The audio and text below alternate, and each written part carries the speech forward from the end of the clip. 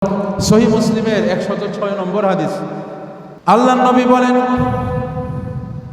সালাসাতুন লা ইউকাল্লিমুহুমুল্লাহু ইয়াওমাল কিয়ামাতি ওয়া লা ইয়ানজুরু ইলাইহিম ওয়া লা ইউযাক্কিহিম ওয়া লাহুম আযাবুন আলীম। তিন শ্রেণীর মানুষ এমন আছে, যেই তিন শ্রেণীর মানুষের সাথে রব্বুল আলামিন কিয়ামতের দিবসে তার সাথে কোনো কথা বলবেন না। নাউজুবিল্লাহ বলেন না। তার দিকে রহমতের দৃষ্টিতে তাকাবেন না। আল্লাহ তার গুনাহ মাফ করবেন না, বরং তাকে কঠিন কঠিন আযাবের মাধ্যমে পাকড়াও করবে। বলেন না নাউজুবিল্লাহ। কয় শ্রেণীর মানুষ? আটু জোরে গণ। তিন শ্রেণীর। মনোযোগ থাকতে হবে ভাই। কোরআন হাদিসের কথা শুনতেছি। আমরা তো এমনি বেশি কোরআন হাদিসের কথা শুনি না, এই অল্প একটু জুমার দিন যতটুকু আলোচনা শুনি, এটাও যদি মনোযোগ দিয়ে না শুনি, এক কান দিয়ে শুনি আরেক কান দিয়ে বের করে দিলাম, তাহলে আমরা জীবন চালাবো কিভাবে? কোরআন হাদিস জানলে তাইলে না আমি আমার ওই অনুযায়ী জীবনটা চালাইতে পারবো। তিন শ্রেণীর মানুষের দিকে রব্বুল আলামিন রহমতের দৃষ্টি দিবেন না, তাদের সাথে কথাও বলবেন না, তাদের কোনো আবদারও শুনবেন না, তাদেরকে ক্ষমাও করবেন না, বরং অবশেষে রব্বুল আলামিন তাদেরকে জাহান্নামের শাস্তিতে পাকড়াও করবেন। নাউজুবিল্লাহ। কয় শ্রেণীর মানুষ বললাম? তিন শ্রেণীর মানুষ। এর মধ্যে এক নম্বর যে শ্রেণীর দিকে রব্বুল আলামিন রহমতের দৃষ্টি দিবেন না, সেটা হলো মুসবিলুহুম, মুসলমানদের যেই সমস্ত সন্তানেরা কাপড় পরিধান করে কিন্তু কাপড়টা টাকনোর নিচে পর্যন্ত ঝুলাইয়া দেয়, ওই সমস্ত তরুণ যুবকদেরকে রব্বুল আলামিন তাদের প্রতি রহমতের দৃষ্টি দিবেন না। বলেন না নাউজুবিল্লাহ। রহমতের দৃষ্টি দিবেন না। যারা যে সমস্ত যুবকেরা টাকনোর নিচে কাপড় পরে, আজকে আমাদের সমাজের 80-90% যুবক এমন যে টাকনুর নিচে না গেলে ওই প্যান্টারে ছোট মনে করে। টাকনুর নিচে গিয়া একদম জুতার ভিতরে যদি 4 আঙ্গুল না ঢুকে তাহলে প্যান্ট এটা ছোট হয়েছে। কি বলেন? টাকনুর নিচ পর্যন্ত যায় ঠিক আছে, এরপরে পায়ের তলা দিয়ে একদম জুতার নিচে আরো 4 আঙ্গুল না গেলে মনে করে প্যান্ট হয় নাই, ছোট, এটা আরো 1 ইঞ্চি বড় লাগবে ভাই। এই হলো আমাদের অবস্থা। অনেক যুবক এমন আছে, নামাজ পড়ে, নামাজে যখন আসে তখন সে সুন্দর করে প্যান্টটা বলটায়া টাকনুর উপরে ওঠায়। আমার কলিজার টুকরা মুসল্লিরা, আপনাদের কাছে আমি প্রশ্ন রাখতে চাই, টাকনুর নিচে কাপড় পরা পুরুষের জন্য হারাম, এটা কি শুধু নামাজের ভিতরে নাকি বাহিরেও আছে? আল্লাহ রব্বুল আলামিন টাকনুর নিচে যুবকদের কাপড় পরা হারাম করেছেন। এটা নামাজের ভিতরে যেমন হারাম, নামাজের বাহিরেও তেমন হারাম। দিনরাত 24 ঘন্টা যতক্ষণ আপনি কাপড় পরিধান করে থাকবেন, আপনার কাপড়টা অবশ্যই টাকনুর উপরে থাকতে হবে, নিচে থাকলে হবে না।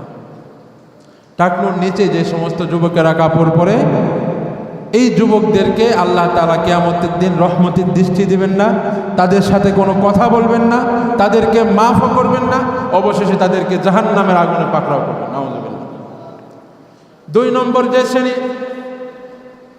যাদের সাথে রব্বুল আলামিন কিয়ামতের দিন কথা বলবেন না, রহমতের দৃষ্টি দিবেন না, ক্ষমাও করবেন না, তারা হলো আল মান্নান। মান্নানদেরকে রব্বুল আলামিন ক্ষমা করবেন না। নাউজুবিল্লাহ বলেন। এখন মান্নান বলতে আপনাদের এলাকাতে আব্দুল মান্নান আছে সেই উদ্দেশ্য না। এই মান্নান দিয়ে, মান্নান হলো একটা আরবি শব্দ।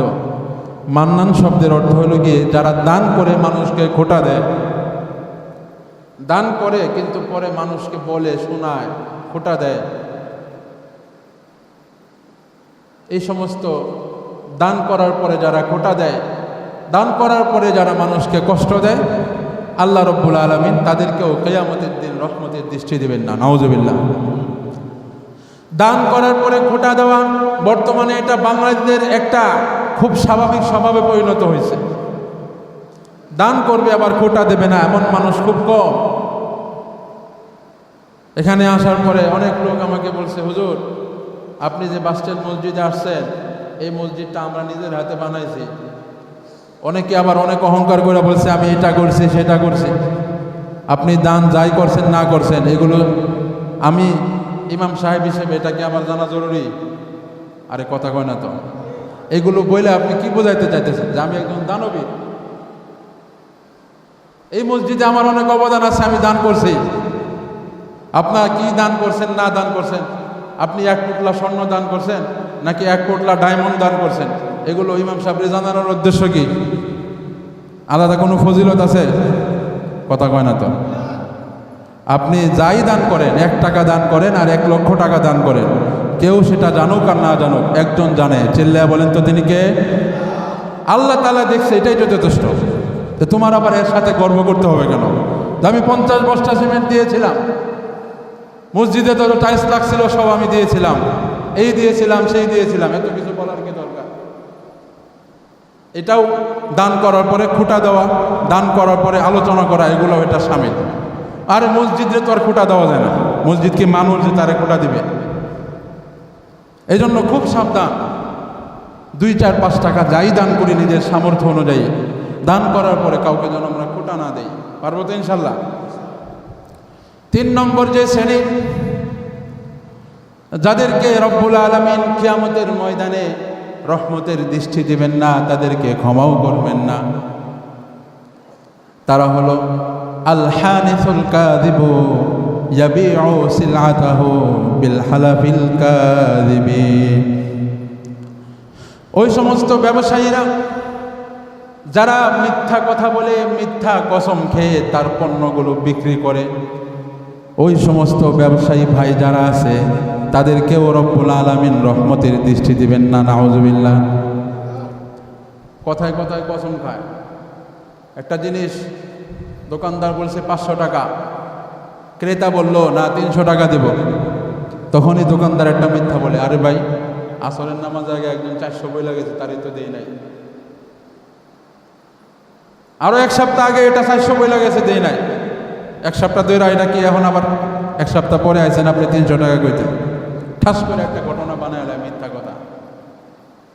মিথ্যা কথা বলে বলে, মিথ্যা কসম খেয়ে খেয়ে যে সমস্ত ব্যবসায়ীরা ব্যবসা করে, মিথ্যা কসম খেয়ে মিথ্যা করে করে যারা ব্যবসা বাণিজ্য করে, রব্বুল আলামিন কিয়ামতের ময়দানে তাদের প্রতি রহমতের দৃষ্টি দিবেন না, তাদেরকেও রব্বুল আলামিন ক্ষমা করবেন না। বলেন না নাউজুবিল্লাহ। এজন্য ব্যবসায়ী ভাইরা খুব সাবধান। সামান্য ব্যবসা করা হালাল, কত সুন্দর, আল্লাহ নবীর সুন্নত, ব্যবসা করা হালাল।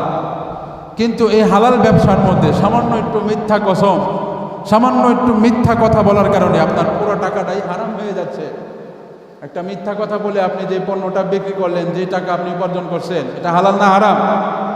তাহলে আপনার নিজের ব্যক্তিগত খুব কষ্টের টাকা, এত টাকা আপনি খাটায়া ইনভেস্ট করার পরে আপনি ব্যবসা করতেছেন, কিন্তু সামান্য একটা মিথ্যার কারণে, একটু মিথ্যা কসমের কারণে আপনার এই টাকাটা হারাম হয়ে যেতেছে। কি দরকার আছে? ভাই আমি 300 বেচতে পারবো না, আমার এত টাকাই লাগবে, না হলে আমি বিক্রি করতে পারবো না, তোমার পোষেলে নাও, না পোষলে না নাও, শেষ, সোজা কথা। এখানে কিসের এত মিথ্যার কসম খাইতে হবে, মিথ্যা কথা বলতে হবে? কিয়ামতের আলোচনা যেহেতু চলতেছে, এই হাদিসটা খুব গুরুত্বপূর্ণ ভাবলাম যে আমাদের সমাজেও তেমন হইতেছে। যুবক ভাইরা টাকুনোর নিচে কাপড় পরতেছে, দান করার পরে দানবীরেরা খুঁটা দিতেছে, মানুষকে কষ্ট দিতেছে, আর ব্যবসায়ী ভাইরা মিথ্যা বলতেছে, মিথ্যা কসম খাইতেছে। এই 3 শ্রেণীর লোক যারা আছে, কিয়ামতের ময়দানে আল্লাহ তাদেরকে রহমতের দৃষ্টি দিবেন না, তাদের সাথে কথাও বলবেন না, ক্ষমাও করবেন না। খুব সাবধান।